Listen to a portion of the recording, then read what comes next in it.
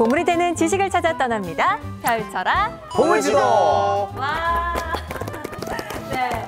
아니 두 분은 해외여행 자주 가시나요? 어때요? 저는 사실 여행이라기보다는 네. 전지훈련으로 많이 갔죠. 훈련한다고. 네. 그래서 뭐 보지도 못했어요. 가서 풍경이 어떤지 이 나라는 어떤지 구경도 못하고 네. 공만 던지다 오셨군요. 그나마 이제 신혼여행 간 거. 네. 미국으로 갔어요. LA로 갔던 거. 이제 그게 제일 기억에 남죠. 우리 경환 씨는 어때요? 저는 버스킹 한다고 막 태국, 호주, 베트남 이렇게 가봤었는데 베트남에서 버스킹 했던 게 제일 재밌었어요. 베트남에서 제일 재밌었고 또 LA 갔던 게 제일 좋았고. 제일 좋았죠. 네, 맞습니다. 사실 저는 늘 여행하면 뭔가 유럽에 대한 환상이 있거든요. 근데 때마침 오늘 모실 선장님이 유럽과 관련이 있습니다. 바로 모셔보도록 할게요. 선장님 나와주세요. 와. 네, 안녕하세요. 저는 경북대학교 사학과의 윤영휘 교수입니다. 반갑습니다.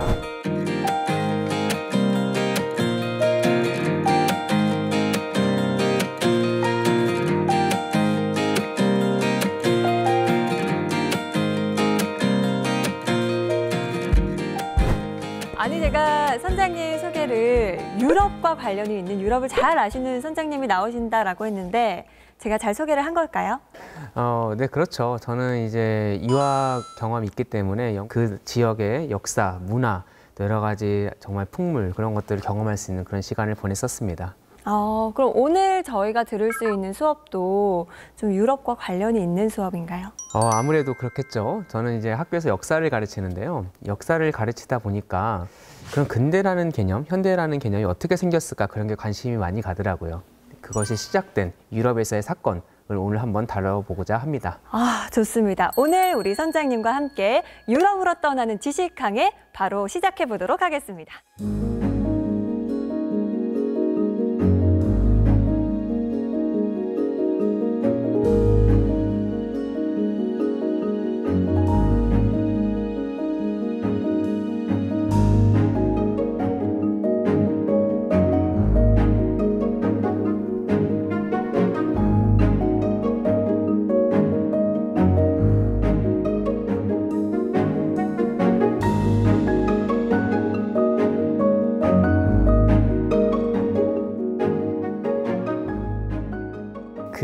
여러분 살면서 뭐 기독교, 개신교, 가톨릭, 천주교 이런 용어들 많이 되게 들어보셨잖아요.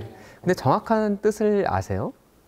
그냥 뭐 가톨릭과 기독교의 차이 정도만 아는 것 같아요. 생각보다 약간 혼동되거든요. 기독교. 왜냐면 다 십자가 들고 있으니까. 다 십자가 들고 있고. 네. 그래서 어떤 차이들이 있을까? 또 정확하게는 이런 용어들이 언제부터 사용되기 시작했을까? 그런 궁금증이 있잖아요. 개념 정리를 먼저 하고 좀 넘어갈까 해요. 우리가 가톨릭이라는 말을 많이 씁니다. 그렇죠? 근데 가톨릭이 우리나라에서 천주교라고도 하죠. 그러니까 이제 뭐 사전적 의미는 보편적인 교회라는 뜻인데요. 그러니까 옛날부터 서방, 서유럽에서 오랫동안 존재했던 그런 교회를 우리가 가톨릭 교회라고 하죠. 또 이제 천주교라는 용어도 많이 씁니다. 조금 이따 설명할 개신교에 비해서 좀 오래된 종교잖아요. 그래서 이걸 우리가 구교라고도 이렇게 얘기를 하죠. 또 이제 개신교라는 게 있습니다. 16세기에 오늘 소개할 사건인 종교개혁을 통해서 로마 가톨릭으로부터 분리돼서 형성된 교회들을 두루 일컫는 말이죠. 가톨릭에 비해서 늦었기 때문에 신교라고도 하고요. 가톨릭 교회에 항의해서 만들어진 교회다. 그래서 프로테스탄트라는 말을 쓰기도 합니다. 이상하게 우리나라에서는 개신교를 기독교라고 하는데요. 사실 기독교는 좀 더 넓은 개념입니다. 뭐 개신교, 가톨릭 모든 걸 합쳐서 이제 사실은 이제 기독교, 크리스천티라고 얘기를 하는 거죠. 그러면 가톨릭도 기독교라고 할 수 있는 거예요? 그렇죠. 기독교, 뭐 그리스도교 안에 사실은 가톨릭도 있고 개신교도 있고 모두 포괄되는 그런 개념이라고 이해하시면 될 것 같습니다.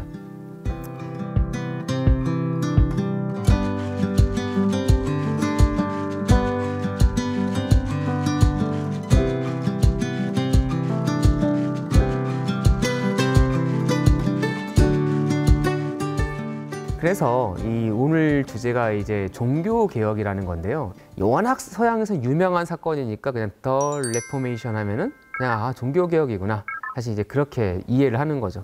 사실 옷 리폼할 때 그 리폼 맞습니다. 그러니까 원래 있던 거를 약간 옷 리폼하듯이 네. 다시 리폼하는 거죠. 또 하나 강조해야 되는 게 이제 종교 개혁하면은 사실 많이 들어보셨을 게 이제 루터라는 사람일 것 같아요. 그래서 우리가 이제 떠오르는 게 이제 루터의 종교 개혁일 텐데 사실은 종교 개혁은 루터가 처음 시작한 것도 아니고요. 루터 말고도 되게 많은 사람들이 했습니다. 그래서 종교 개혁은 복수다. 그러니까 여러 사람들이 했다라고 이해하시면 될 것 같아요. 그 중에 가장 크게 이제 예, 맞습니다. 성공한 맞아요. 제일 성공했고요. 루터가 어떻게 제일 보면 성공했어요? 제일 성공했고 네. 그리고 또 처음 시작한 사람 중에서 어떻게 보면 살아남은 사람. 왜냐면 그때는 교황의 권위가 워낙 셌기 때문에 사실 대들어 살아남기가 쉽지 않았어요. 그러니까 루터의 가장 큰 공헌은 살아남은 겁니다. 살아남았기 때문에 개혁 교회가 살아남았고 사실 개신교라는 게 지금까지 어떤 올 수 있는 기반이 닦인 거라고 그렇게 얘기할 수 있겠죠.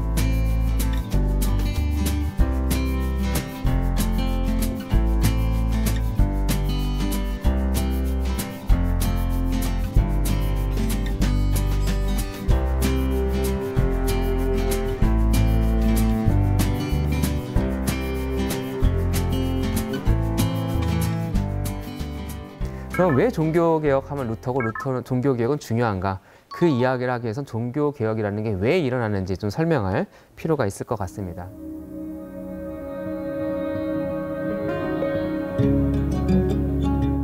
가만히 잘 돌아가는데 개혁이 일어나진 않겠죠. 맞아요. 뭔가 그렇죠. 문제가 있으니까. 네. 문제가 있으니까. 부패하고 네. 맞습니다. 중세 가톨릭 교회가 부패했다 그런 거는 옛날에 뭐 세계사 시간이나 그럴 때 배우지 않으셨나요? 배웠던 것 같습니다. 그렇죠. 배우지 않았어요. 배우지 않으셨어요? 공 던지시느라 바쁘셨습니다. 공 던지지 바쁘셨지만 우리는 다 배웠답니다. 부럽습니다. 지금부터 같이 배워요. 일단 뭐 방금 말씀드린 잘 돌아가면 개혁이 일어나지 않죠. 이때 되게 많이 타락했습니다. 이제 기성 종교가 되고 완전히 또 중세 때 교황의 권위는 정말 하늘을 찔렀습니다. 그런 위치가 되자 타락하게 되죠.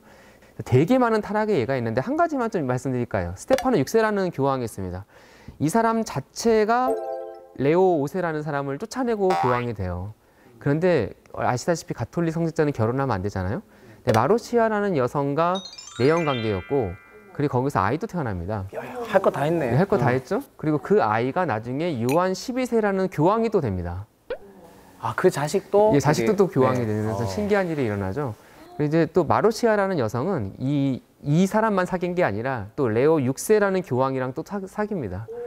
그래서 이때를 창부 정치라고 이렇게 나쁘게 평가를 하는데요. 이런 일이 있었을 정도로 지금 우리가 교황님 하면 참 존경할 만하고 정말 많은 가톨릭 신자들의 정신적인 지주지만 이때는 이 정도로 많이 교회가 타락해 있었습니다. 그리고 이제 이렇게 교회가 타락하면요. 따라오는 현상이 분열입니다. 어느 조직이나 그래요. 그렇죠? 조직이 타락하면 분열이 되잖아요. 1378년부터 1417년 사이에 이 서방 교회가 둘로 쫙 갈라집니다. 그래서 프랑스 국왕이 교황을 압력을 넣어가지고 자기 편 교황을 세워요. 심지어 우리가 로마 가톨릭이라고 얘기하는데 그 성당을 프랑스로 옮겨버립니다. 아비뇽으로. 왜요? 왜냐하면 자기가 힘이 세고 자기가 교황을 임명했으니까 프랑스 영향력 하에 두려고 이제 옮겨버립니다. 근데 이렇게 될 수는 없잖아요. 그래서 결국은 아비뇽 교황을 지지하는 세력이 있고 또 로마에서는 어떻게 로마 교황청인데 교황을 비워둘 수 있는 것을 또 교황을 세워요.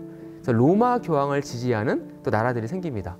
그래가지고 유럽이 정말 반으로 쫙 갈라져서 이제 한쪽은 아비뇽파, 한쪽은 로마파 해가지고 엄청나게 싸웁니다. 그러니까 로마파, 프랑스파 약간 이런 느낌. 예, 이런 식인 거죠. 뭔지 모르겠는데 싸우니까 재밌네요.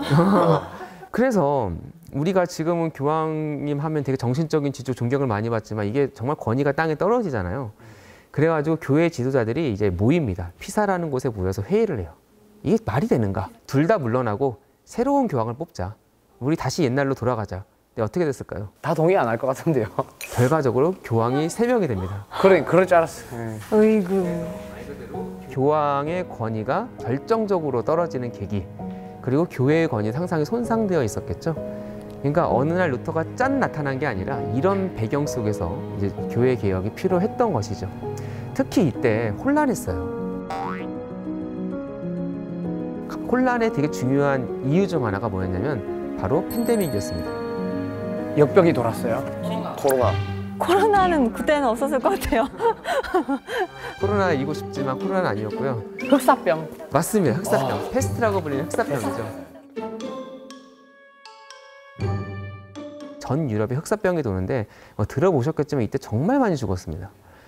한 인구의 지역별로 다르지만 3분의 1 정도밖에 안 남은 지역이 많았어요. 그래서 유럽의 흑사병은 정말 심각한 거였고 사실 우리가 지난 3년간 이 코로나 팬데믹도 되게 힘들었잖아요. 네. 그러나 그거와는 비교도 안 되게 많이 사람들이 죽었고 이때는 특히나 원인도 몰랐어요.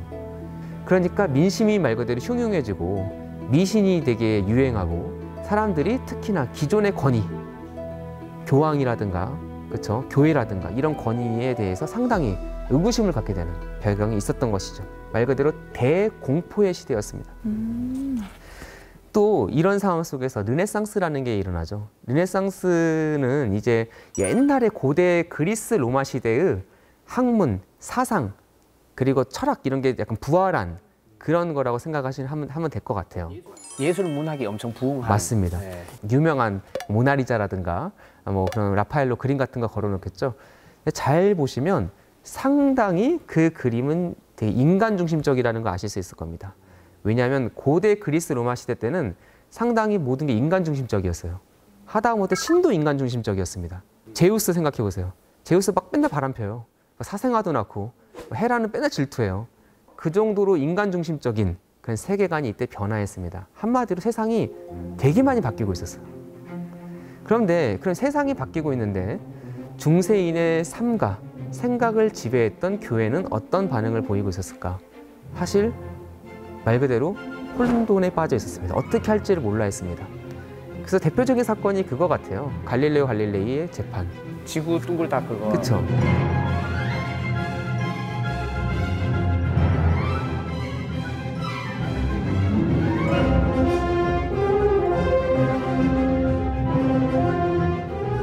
사실 그냥 새로운 지식이고 받아들이면 되는데 무작정 여기에 대해서 반감을 느끼고 기존에 자기들이 가졌던 기득권이 흔들린다고 생각해서 과도한 그런 리액션을 취한 거지 않습니까? 그래서 한마디로 교회가 시대의 변화에 따라가지 못하고 어떤 방향을 상실한 그런 상황 속에서 사실은 루터라는 사람이 나타났을 때 갑자기 큰 변화가 일어날 수 있었던 거죠.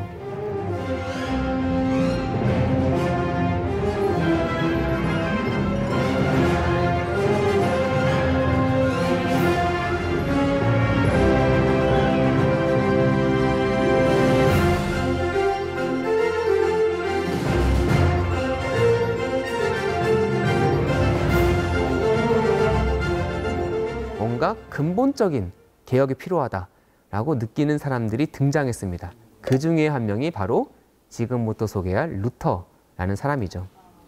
사실 되게 입지전적인 사람입니다. 옛날에 동독 지역, 독일 사람인데 그 지역의 조그만 도시, 탄강 도시에서 태어났고 광부의 아들이었습니다. 그런데 되게 똑똑했어요. 되게 똑똑해서 집안에서 열심히 공부를 시켜서 당시에 대학에 갔습니다. 가난한 시골집에서 아들이 되게 공부 잘해요. 그러면 소 팔고 논 팔고 해가지고 걔를 서울 보내서 공부시키잖아요. 네. 그럴 경우 그 아이가 주로 뭘 공부하죠? 법. 그렇죠. 네. 뭐 이과면은 의사 아니면 뭐 문과면은 법을 공부하잖아요. 그래서 루터도 법을 공부합니다. 루터도 법을 공부했는데요. 한마디로 온 가족의 희망이에요. 그렇죠? 근데 22살 때 인생을 바꾸는 사건이 하나 일어납니다. 루터가 하루는 친구와 같이 이렇게 들판을 걸어가다가 갑자기 폭풍과 몰아치더니 우르르 쾅쾅쾅 하면서 번개가 치기 시작했습니다. 더 놀랍게도 친구가 번개에 맞아서 죽었습니다. 자기 옆에서요? 어머. 여러분 같은 어떤 생각이 드실 것 같아요? 아, 다행이다. 내가 안 맞았다. 정말? 다행이라고 해서 친구가 죽었는데? 내가 죽을 뻔했잖아요. 그런가? 티예요? 저도 트라우마 생길 것 같아요. 네. 나는 친구 목까지 내가 살아야겠다. 약간 이런 생각도 들 것 같아요. 그러니까 여러분들은 상당히 근대적인 생각을 하시는 거예요. 그러니까 이 사람은 중세 말 사람이잖아요. 중세 때는 종교가 되게 중요하잖아요. 하늘의 뜻이라고. 하늘이 놓였나 보다. 그런 거 생각하지 않을까요? 그 번개 속에서 막 너무 무서워서 고개도 들지 못하고 발발 따면서 신께 약속을 합니다. 성 안나여 나를 살려주셔서 그럼 내가 수도사가 되겠습니다. 우리 같으면 또 이 폭풍과 지나가면 아 그땐 내가 너무 감정적이었어 막 그럴 것 같잖아요. 그죠? 이거 강제에 의거한 약속이었다 이렇게 생각. 맞아. 까먹을 것 같아요. 취소. 이렇게. 취소할 텐데 또 루터는 되게 좀 정직하고 신실한 사람이라 그 약속을 지키기 위해서 실제 수도사가 됩니다. 이야. 그래서 루터가 이제 수도사 생활을 합니다. 그때 그림 보면 저 삐쩍 말랐어요. 근데 왜냐하면 루터는 너무 하나님이 무서웠어요. 너무 신이 무서웠어요. 그 눈앞에서 약간 죽음을 잘못하면 경험해서. 번개 하나 던져서 충분히 죽일 수 있는. 그리고 신은 되게 의롭고 정의롭고 그런 분이잖아요. 근데 그게 생각보다 무서운 말입니다. 의롭고 정의로운 분이기 때문에 우리 같은 죄인들을 가만 놔둘 수가 없어요. 그렇죠? 그래서 되게 루터는 정말 무서워했어요. 지금 약간 긴장하고 계십니다. 천장 있는 데만 다녀야겠다. 위에서 뭐 떨어지고 막 이렇게. 조명 위에 좀 치워주세요. 그래서 어떻게 해야 될까요? 죄를 용서받아야 하잖아요. 그래서 우리가 흔히 뭐 여러분도 상식선에서 아실 것 같은데 고해성사라는 걸 하잖아요. 그렇죠? 그래서 자기 죄를 진심으로 뉘우치는 거죠. 그래서 하루는 정말 내가 태어나서 어렸을 때부터 지은 모든 죄를 한번 고백을 해야겠다라고 결심을 한 겁니다. 그래서 자기 멘토 스승이 있어요. 그분을 불러다 놓고 5시간인가 6시간인가 열심히 고백을 했대요. 그 스승님한테 고문한 것 같은데. 그 정도면 귀에서 피 나셨을 것 같은데. 네. 그것도 죄 아닙니까? 그런데 정말 다 끝났을 때 물어보죠. 그 모든 죄를 고백했는가? 그러니까 그런 것 같다고. 마음이 편한가? 조금 편해진 것 같다고. 그럼 편안히 돌아가시오 형제여 하면서 너의 죄를 사하노라 그렇게 얘기를 해주죠. 그런데 돌아서는 순간 미처 얘기하지 못한 또 다른 잘못이 떠올랐던 거죠. 그만해. 5시간 들었잖아. 제가 이런 말씀을 드리는 이유는 이게 루터만의 고민이었을까요? 무슨 얘기냐면 중세 말이잖아요. 그 당시 종교가 차지하는 비중은 우리의 상상을 넘는 겁니다. 정말 삶이 교회에서 시작해서 교회에서 끝나요. 그러니까 그 당시 사람들에게 루터가 했던 고민이 되게 생소하진 않았을 겁니다. 그렇죠? 많은 사람들이 고민했던 거일 거예요. 자, 그래서 루터가 이제 한마디로 되게 절망에 빠져 있었던 그런 상황에서 한 가지 이제 전기가 찾아옵니다. 당시로선 신생대학, 지금은 500주년이 넘은 비텐부르크 대학의 신약 교수로 가게 됩니다. 놀랍게도 이제 교수가 돼서 가르쳐야 하잖아요. 그래서 이때 성경을 제대로 처음 읽어봐요. 근데 그게 약간 이해가 안 되잖아요. 네. 어떻게 그럴 수가 있는가? 사실 루터뿐 아니라 대부분의 사람들이 성경을 잘 못 읽었습니다. 왜 그랬을까요? 보급이 많이 안 돼 있었어. 어려워. 너무 어려운 말이라서. 더 정말 정답이 나왔는데요. 일단 되게 비싸요. 비싸요? 책이. 책 자체가 비싼 거죠. 그렇죠? 그러니까 종이가 아직 보편화되지 않았고 그리고 성경 정도 되면 되게 중요한 책이잖아요. 보통 성경은 양피지. 양피지 뭔지 아시죠? 양 가죽으로 만든 거. 양피지에 이제 그러니까 완전히 고급 종이의 수작업으로 새기는 거죠. 근데 양피지가 얼마인가? 지금 제가 한번 알아봤거든요, 어제. 지금도 양피지 A4 용지로 사면 15,000원이래요. 지금 가격이. 근데 당시는 대략 5만 원은 넘었어요. 그리고 성경 정도 되려면 2,000페이지 정도 되는 책을 만들려면 양 200마리가 필요했답니다. 이야. 엄청 비쌌겠죠? 양고기 많이 먹었겠다. 그러게요. 그때 하여튼. 그러게요. 가끔 궁금해지네요. 양고기의 소비와 분명 상관이 있을 것 네. 같은데. 그러니까 양 종이를 만들려면은 양을 잡으니까. 칭따오. 네. 그래서 1400년대 중반에 이 성경책 구텐베르크라는 사람이 만든 성경책이 50불텐이었는데 이게 얼마인가? 대략 일반 노동자의 2년, 3년치 연봉 정도였어요. 되게 비싼 책이에요. 와. 그러니까 거기다가 방금 말씀하신 것처럼 당시도 성경을 라틴어로 적었거든요. 라틴어로. 그러니까 모국어가 아니에요. 그러니까 뭐 예를 들어서 우리나라에서 막 책이 한 1,000만 원 하는데 한자로 적혀 있어. 아유. 그럼 누가 읽겠습니까? 못 사요. 그렇죠. 일단 1,000만 원이라서 못 사고. 못 사고 또 사도 못 산들 읽어요. 못 읽고. 네. 그러니까 그런 약간 제가 쉽게 얘기했는데 뭐 그런 수준이었던 것이죠. 그래서 이제 신약학 교수가 되면서 성경을 빌려 읽습니다. 제대로 읽어본 거예요. 그러면서 로마인에게 쓴 편지라는 성경이 있어요. 신약에 사도 바울이 쓴 책인데 거기 1장을 읽다가 이 사람에게 약간 내적인 변화가 일어납니다. 오직 의인은 믿음으로 말미암아 살리라라는 말이 나옵니다. 이게 무슨 말이냐면은 인간이 어떻게 의로워질까? 열심히 내가 착한 일을 하고 선행을 하고 자기 고행을 한다 해도 신은 너무나 의롭고 정말 무결한 분이기 때문에 우리가 그 정도에 이를 수가 없어요. 어떻게 그런 구원을 얻을 수 있는가? 신을 믿을 때. 믿음이 있어야 된다. 그렇죠. 그분을 예수 그리스도가 인간을 위해서 돌아가셨잖아요. 모든 인류의 죄를 사하기 위해서 그걸 믿을 때 그분의 의가 나의 의가 된다. 예, 그거를 읽고 루터가 크게 깨닫고 정말 이게 아니구나. 나는 그동안 이 죄를 없애기 위해서 온갖 짓을 다 했는데 그게 아니구나. 내가 믿으면 구원을 받을 수 있구나. 이걸 깨닫게 됩니다. 그런데 다시 한번 말씀드리지만 루터의 고민이 루터만의 고민이 아니었잖아요. 루터가 이 말을 했을 때 정말 많은 사람들이 와 하면서 동감하는 게 있었겠죠. 1515년에 루터가 자기의 생각을 정리를 해요. 97개 항목으로. 그리고 동료 교수들한테 읽어보라고 줍니다. 그런데 저도 가끔 미안한 얘기지만 동료 교수님들이 책 썼다고 이렇게 주세요 한번 읽어보라고. 죄송한 얘기지만 잘 안 읽거든요. 이런 것들은 그 교수님들 보고 계실 수도 있고. 죄송합니다. 네. 그런데 1517년에 어떤 일이 벌어지냐면 루터가 저기 보이는 대학 교회 문에 95개조를 이렇게 종이에 써서 꽝꽝꽝 하고 붙이는 그런 사건이 일어납니다. 그래서 사실 이거를 우리가 종교개혁의 시작이다라고 얘기하거든요. 그럼 루터는 왜 대학 교회에 이렇게 붙이게 되었을까? 바로 면벌부라는 것 때문입니다.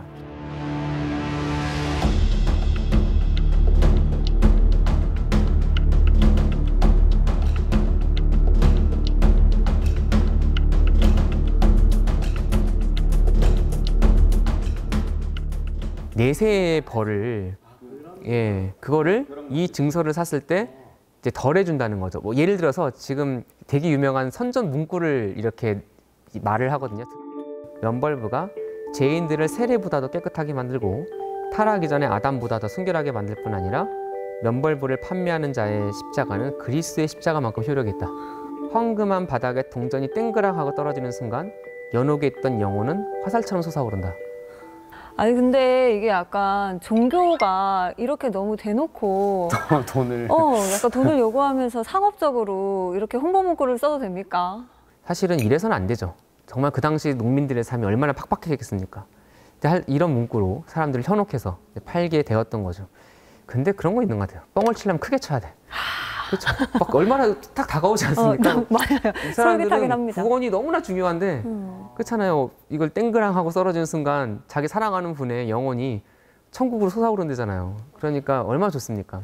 그래서 많이 팔려요. 그런데 이게 당시에도 말이 안 됐고요. 많은 지식인들이 되게 분노합니다. 이 부분에 있어서. 저게 당시 풍자인데요. 그림을 잘 보시면 삼중간을 쓴 사람이 이탈리아 교황이에요. 당시 교황은 대부분 이탈리아 사람이 됐어요. 그리고 저 말이 독일입니다. 독일을 상징하는 말이고 뒤에 스페인 사람, 앞에 프랑스 사람, 또 영국 사람 이런 사람들이 저 말을 끌고 가죠. 그러니까 힘이 없는 독일에 약간 정말 강제적으로 외부인들이 와서 이걸 파는 거예요. 그런 거에 대한 지식인들의 분노 그런 것들이 있었던 것이죠. 자, 그래서 이런 맥락 속에서 루터가 1517년 10월 31일에 후대가 기억하기 좋게 10월 마지막 날에 그렇죠. 사실 이날이 그 할로윈 데이잖아요. 네. 근데 이제 이날이 종교개혁 일인 거죠. 이때 이제 그 대학 교회에 95개조를 정리를 해가지고 꽝꽝꽝 하고 박았다고 전해지죠.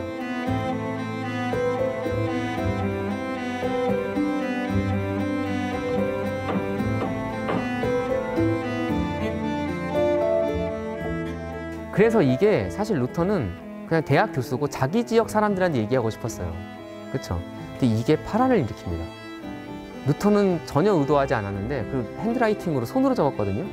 얼마 지나지 않아 한 보름도 안 돼서 거의 모든 독일 지역에 루터의 95개조가 퍼집니다.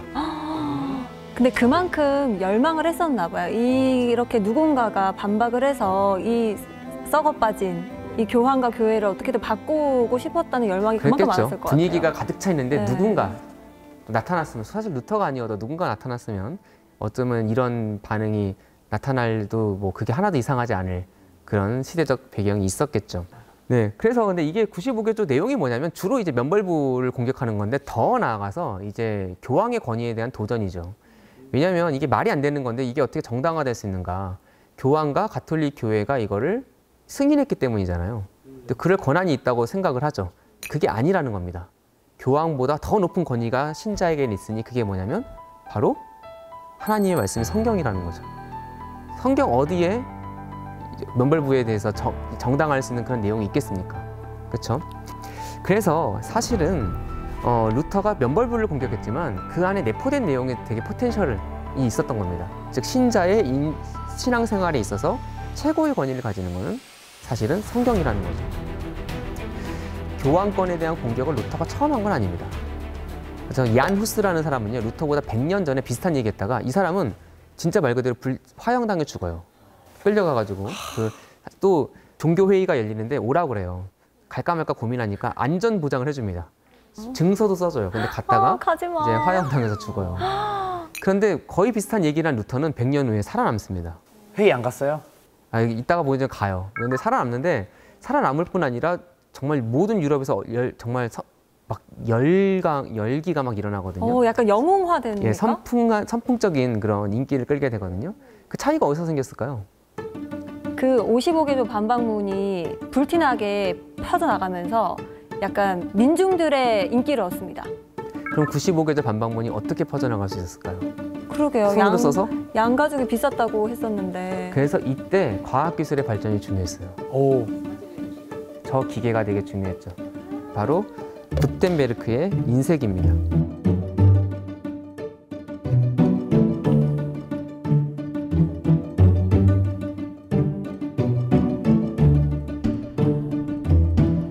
이게 있었으니까 사실은 루터가 죽지 않았다라고 얘기해도 약간 조금 과장된 표현이지만 그렇게 말을 할 수도 있는 것 같아요. 없었으면 진짜 사장될 수도 있었던.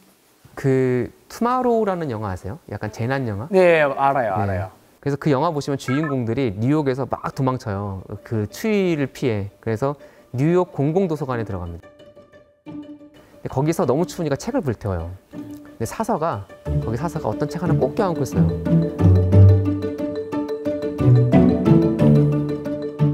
근데 그게 뭐냐면 구텐베르크의 성경이에요. 왜냐하면 이거는 인류 문명의 보고라는 거죠.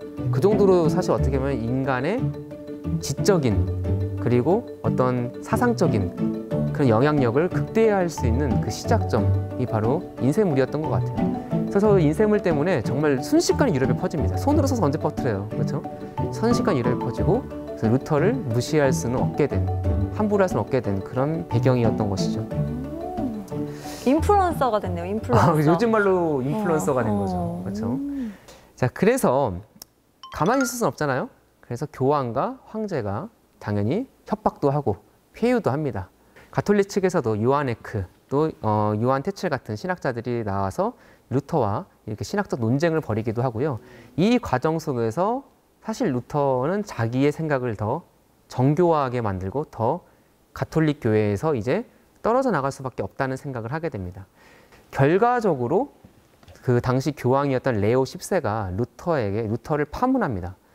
파문이라는 게 뭐냐면요, 성찬과 교회 예식에 참여할 수 없게 만드는 건데요. 잘린 거네요. 당시에는 유럽인들 중에 이 파문을 당하고 제대로 살아갈 수 있는 사람이 없었어요. 왜요? 성찬에 참여하지 않으면 이 사람은 신자도 아니고 더 이상 공동체 일원도 아니고 어떻게 보면 인간으로서 시민으로서 역할을 못하는 거죠. 당시 심각한 벌입니다. 심각한 벌인데 자기 동료 교수와 그리고 자기 학생들을 불러 모으고 그 앞에서 파문장을 이렇게 찍고 불태웁니다. 오, 상남자. 간지. 정말 간이 배 밖으로 나왔다 얘기해도 근데 저럼에도 불구하고 사형을 안 당했다는 거잖아요. 그 이야기를 이제 할게요. 그래서 루터는 어떻게 보면 이 정도로 이제 자기가 이제 얘기를 하고 또 주장을 하고 논쟁을 하는 과정 속에서 이제 확신을 갖게 되는 과정이 있었던 거죠. 더 이상 이제 방치할 수가 없습니다. 그렇죠? 그래서 당시 독일 지역에 있었던 제국을 신성 로마 제국이라고 그래요. 신성 로마 제국 황제였던 카를 5세가 루터를 부릅니다. 사실 무섭잖아요. 학창시절에 선생님 불러도 무서운데. 그렇죠. 그래서 보름스라는 도시에서 국회를 소집하고 이 국회에 루터를 소환합니다. 많은 사람들이 가지 말라 그랬습니다. 왜냐하면 100년 전에 아까 말한 얀 후스도 비슷한 게 갔다가 죽었거든요. 근데 루터가 이제 유명한 말을 하죠. 보름스에 있는 모든 기와장이 악마라 하더라도 나는 가겠다. 그래서 가요. 왜냐하면 자기의 주장을 황제 앞에서 말할 수 있는 기회잖아요. 기회라고 생각했구나. 네. 이 황제 앞에 황제가 소집한 이 법정에 소환이 되고요. 가톨릭 측 이제 신학자가 이제 물어봅니다. 두 가지 질문합니다. 루터가 쓴 책을 이만큼 쌓아놨어요. 이 책을 네가 썼는가? 루터가 예, 그래 답을 해요. 두 번째, 그 이 책의 내용을 지금도 인정하는가? 그리고 이거를 철회할 의사가 없는가? 루터가 하루만 생각할 시간을 달라고 합니다. 생각보다 쉽지 않은 질문이잖아요. 그렇죠. 그리고 여기서 노라고 얘기했을 때 어떤 결과가 찾아올지도 우리가 손쉽게 예상이 되죠. 하루가 지나서 다시 찾아옵니다. 그래서 루터에게 다시 묻습니다.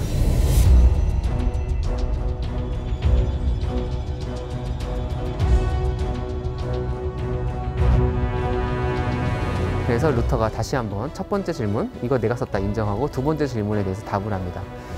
꽤 긴 연설을 해요. 꽤 긴 연설을 하는데 한마디로 나는 철회하지 못하겠다라고 얘기를 해요.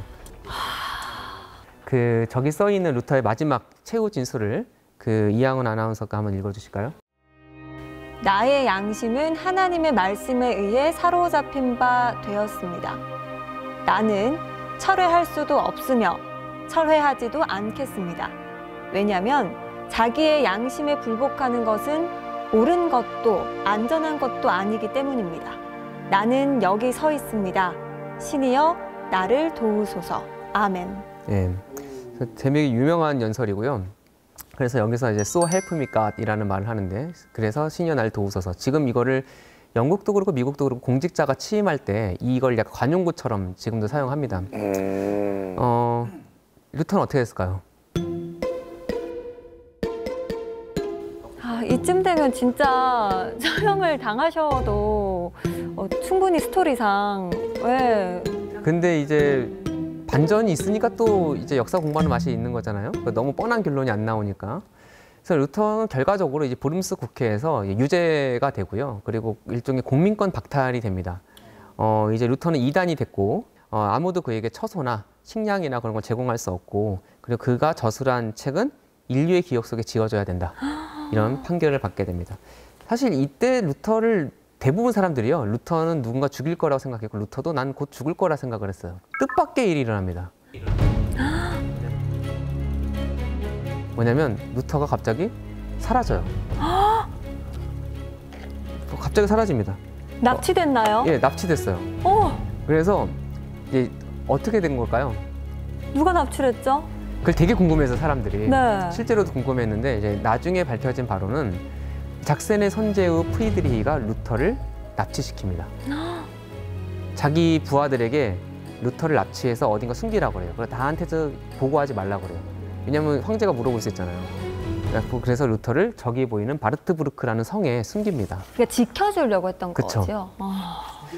제가 저 성을 가봤는데요. 직접 가봤는데 진짜 딱 성에 올라가잖아요. 사방에 숲밖에 없어요. 되게 외진 곳에 있는 그런 성입니다. 그래서 저기에서 루터가 납치당해서 어떻게 보면 살아남은 거죠. 그럼 루터는 저기서 뭘 했을까요? 신학 공부요. 유서? 뭐 아무것도 안 할 것 같은데요. 죽는데. 죽는데 뭘 하겠어. 보통은 이렇게 생각할 수도 있을 것 같아요. 뭐 그냥 자포자기 하거나 네. 아무것도 안 하거나 술 먹거나. 기양 죽는 거 하면서 이제 타락의 길을 가거나 네. 그럴 수도 있지만 어쨌든 중요한 거 하잖아요. 루터는 여기서 성경을 번역합니다. 라틴어로 어렵게 되어 있는 예, 성경을 독일어로 번역을 해요. 정말 자기 인생에서 꼭 이건 해야겠다. 그렇게 생각했던 일이었던 성경 번역을 합니다. 라틴어로 되어 있던 성경, 그거를 이제 독일어로 번역을 해요. 독일어로 번역하는데 놀랍게도 신약 성경 번역하는데 11주밖에 안 걸립니다. 당시 여러분 사전이 있었던 것도 아니에요. 그렇죠? 그리고 루터가 지금 급하게 도망갔잖아요. 뭐 여러 가지 정말 되게 최소한의 자료밖에 없었어요. 그러니까 루터가 상당히 머리가 좋았던 사람이죠. 똑똑하네. 그리고 성경을 번역할 때는 한 가지 원칙이 있었습니다. 일부러 속어, 즉 일반 민중이 대중이 쓰는 말로 번역을 했어요. 아, 읽기 쉽게. 읽기 쉽게. 아. 그러니까 뭐 하였느니라 그게 아니라 뭐 했어요 뭐 이런 식으로 뭐 이렇게 뭐 읽고 싶다, 네. 읽고 싶다. 그런 식으로 그렇죠. 뭐 믿는가 동의 비동 이런 식으로 이렇게 이런 식으로 킹받쥬? 그러니까 그런 네 하여튼 그 정도까지는 모르겠으나 네. 일반인들이 충분히 읽을 수 있게 그렇죠. 왜냐하면 일반 신도들에게 하나님의 말씀을 돌려주고 싶었어요. 그동안은 오랜 시간 동안 소수의 성직자가 독점했잖아요. 그리고 그러니까 어떻게 보면 비성경적인 얘기도 막 하고 면벌물도 팔고 그랬던 거 아닙니까? 프로테스탄트의 대의를 알릴 수 있는 가장 좋은 방법이라 생각을 했습니다. 그런데 뜻하지 않은 두 번째 효과가 있었습니다. 그게 뭐냐면 독일인들 사이에 민족주의적인 감정이 일어나게 되는 계기가 돼요. 사실 당시는 독일이라는 게 애매모호했어요. 어디까지가 독일인지도 몰랐고 누가 독일인지도 몰랐어요. 그러니까 당연히 언어도 큰 차이가 있었겠죠. 독일은 지금도 북독일어와 남부 독일어가 상당히 큰 차이가 있거든요. 당시는 더 심했겠죠. 그러니까 루터의 성경이 일종의 표준어 역할을 하게 되는 거예요. 여기서 언어적인 통일도 이루어지고 그러니까 우리는 같은 언어를 쓰는 사람이네. 그렇죠. 그런 감정도 생기겠죠. 그래서 물론 민족주의가 발흥하게 되는 건 이것보다도 200~300년 후지만 많은 사람들이 루터의 어떤 큰 공적으로 이런 성경책, 독일어로 된 성경책을 제공한 것을 이렇게 꼽고 있습니다.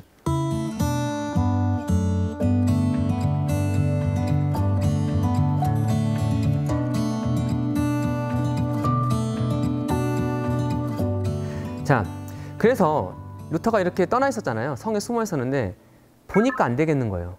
왜냐하면 자기가 떠나 있는 동안 그 남겨져 있는 그 비텐베르크 마을에 제자 그리고 동료 교수들이 이상하게 좀 자기의 뜻을 오해해서 되게 과격한 그런 개혁을 하는 겁니다. 루터가 더 이상 안 되겠다. 그래가지고 프리드리 그 영주에게 이렇게 청원을 해서 1년 조금 못 되는 기간을 거기서 보내고 다시 돌아옵니다. 그리고 이때부터 본격적인 그런 교회 개혁을 시작을 하죠. 루터가 보기에 모든 가톨릭의 요소들을 없앤 건 아니고요. 뭐 예를 들어서 예배 의식이라든가 아니면 예배 순서라든가 그렇게 비본질적인 거는 얼마든지 계승을 하고 따라 했지만 성물 숭배, 성상 숭배 이런 것들은 성경에 나오지 않는다고 해서 이거는 폐지합니다.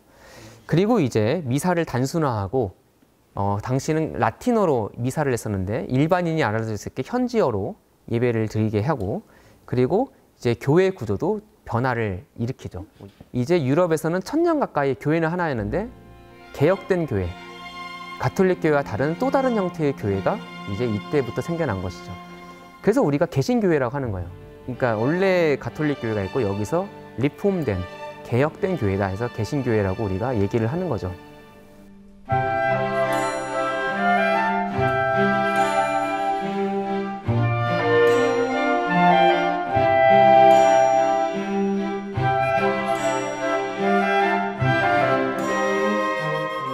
루터는 교회의 개혁을 사회의 개혁으로 발전시켰습니다. 그 이유는 뭐 당시 사람들은 너무 당연한 거였을 거예요. 왜냐하면 종교가 차지하는 비중이 삶에서 차지하는 비중이 너무 높기 때문에 교회가 개혁되면 당연히 일반인들의 삶도 바뀌어야 되는 거예요. 그렇죠? 같이 묶여 있으니까. 그렇죠. 묶여 있으니까요.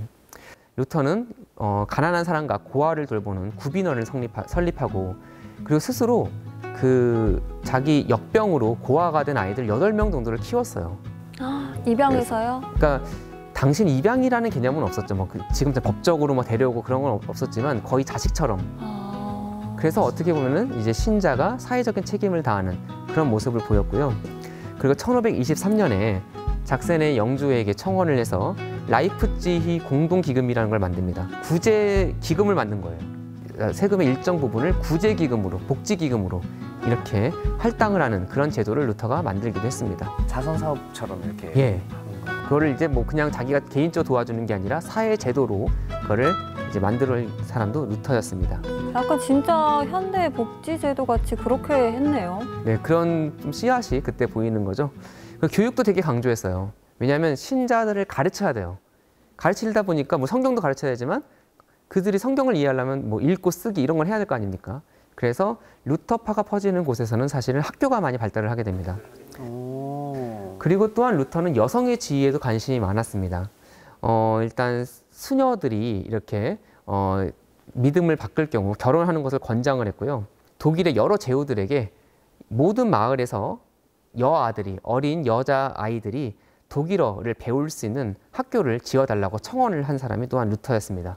그리고 자기가 일종의 정말 중요한 지도자 역할을 하는 비텐부르크에서는 1533년에 이제 소녀들을 위한 학교를 건립하기도 했었죠.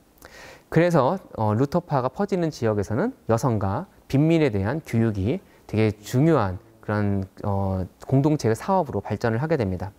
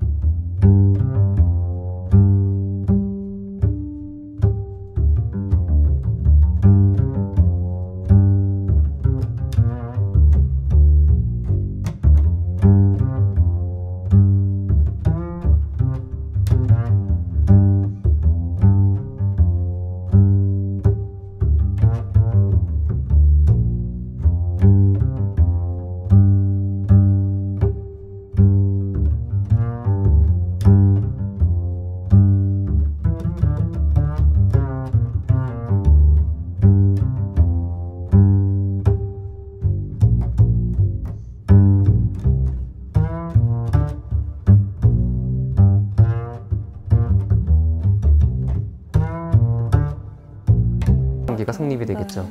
이거는 많이 비판을 받는 점입니다.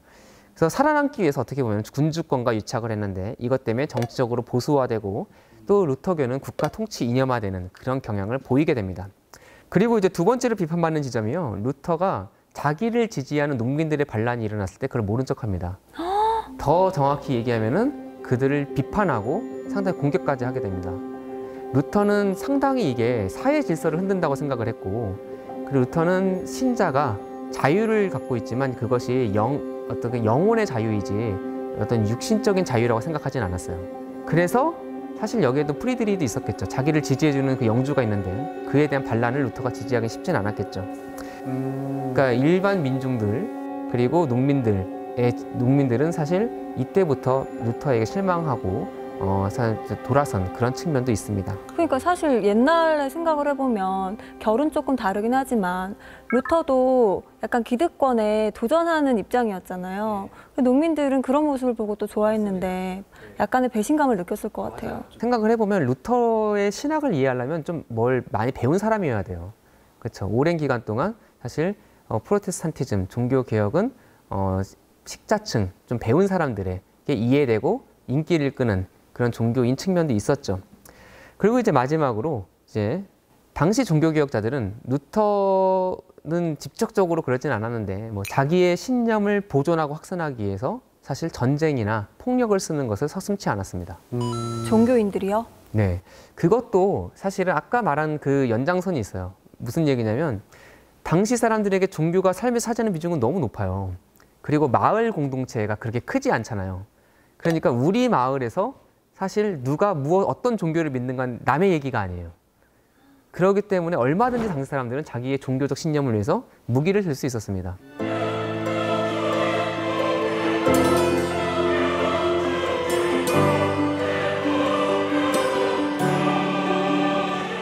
그래서 여러 종교 전쟁이 있는데요.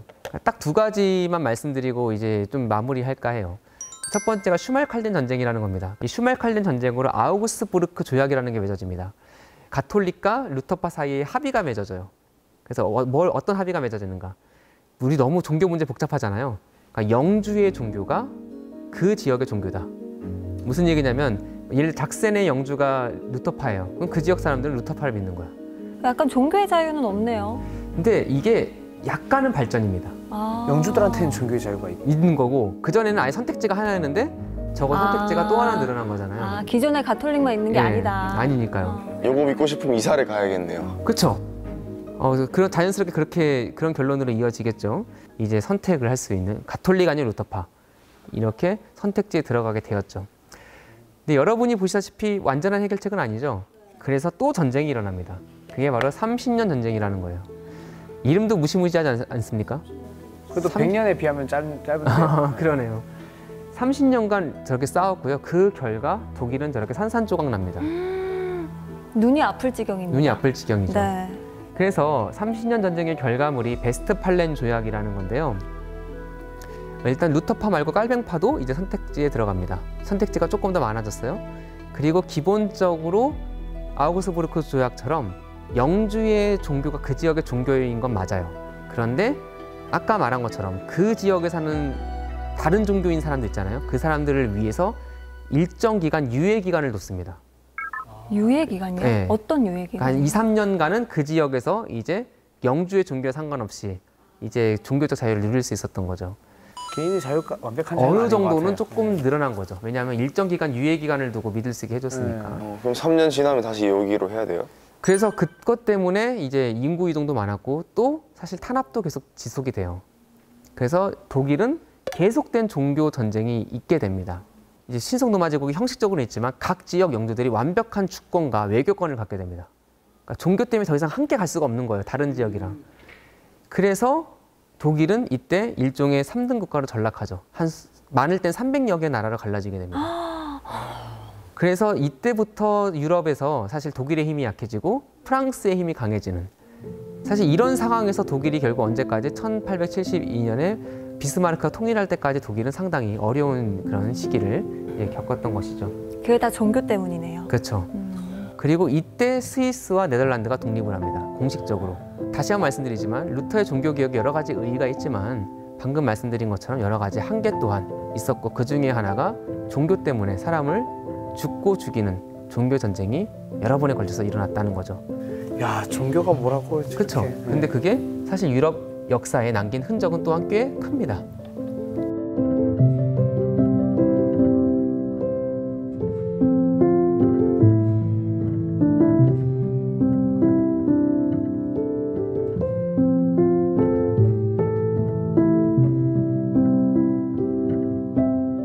종교개혁의 의의는 뭘까? 그게 역사에 남긴 의미는 뭘까? 첫 번째로는 국민국가라는 게 이때부터 생겨날 수 있었던 것 같아요.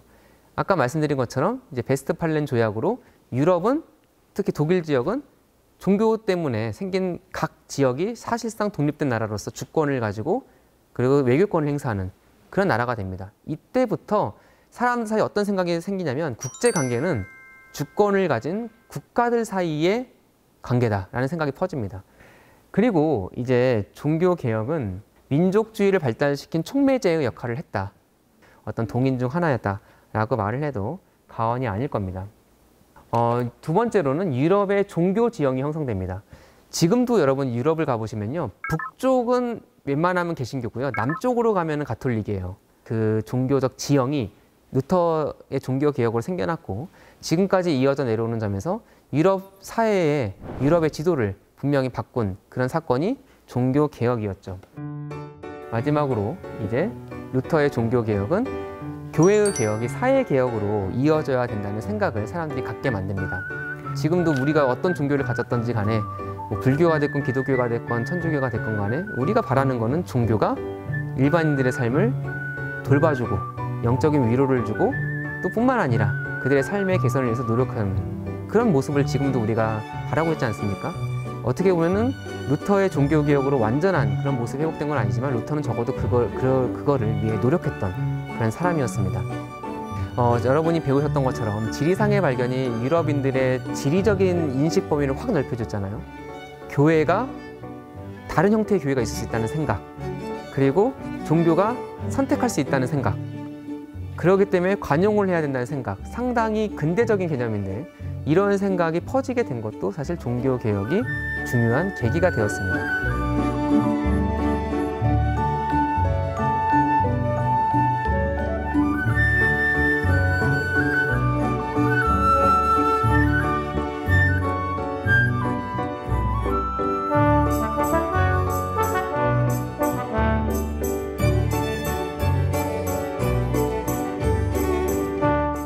루터가 남긴 명언이 되게 많은데요. 그런 말을 했어요. 학교가 번창하는 곳에서 모든 것이 번창한다. 그는 아주 독실한 신앙인이었고 신 앞에 어떻게 보면 정직하게 살려고 했고 많은 사람들에게 일종의 해방의 메시지를 전파를 해줬죠. 일반 대중들 그리고 정말 힘이 없는 사람들에게 실질적인 삶의 개선을 주고자 했습니다. 그런 점에서 루터가 했던 종교 개혁과 여러 가지 정치적인 여러 가지 움직임뿐 아니라 일반 대중들의 삶의 개선을 위해 했던 노력까지도 우리가 같이 고려하면 종교 개혁의 좀 진정한 의미에 조금은 더 다가갈 수 있지 않나, 네, 그렇게 생각을 해봅니다. 와, 좋습니다. 오늘의 항해는 이제 선장님과 함께 특히 500년 전 종교개혁과 관련을 해서 유럽에 대해 조금 더 알아볼 수 있는 시간이었는데, 그렇다면 우리 선장님께서 오늘의 강의 한마디로 딱 멋있게 정리를 해주시죠. 오늘 우리는 같이 종교개혁을 배웠잖아요. 근데 종교개혁이라는 사건을 단순히 뭐 교회사의 사건, 종교사의 사건으로 보기보다 세상이 만들어질 때 되게 중요한 역할을 수행했던 사건이었다는 걸 기억했으면 좋겠고요. 그리고 이런 것들을 알아가면서 우리가 좀 더 세상을 균형 잡히게 넓게 같이 바라볼 수 있었으면 좋겠습니다.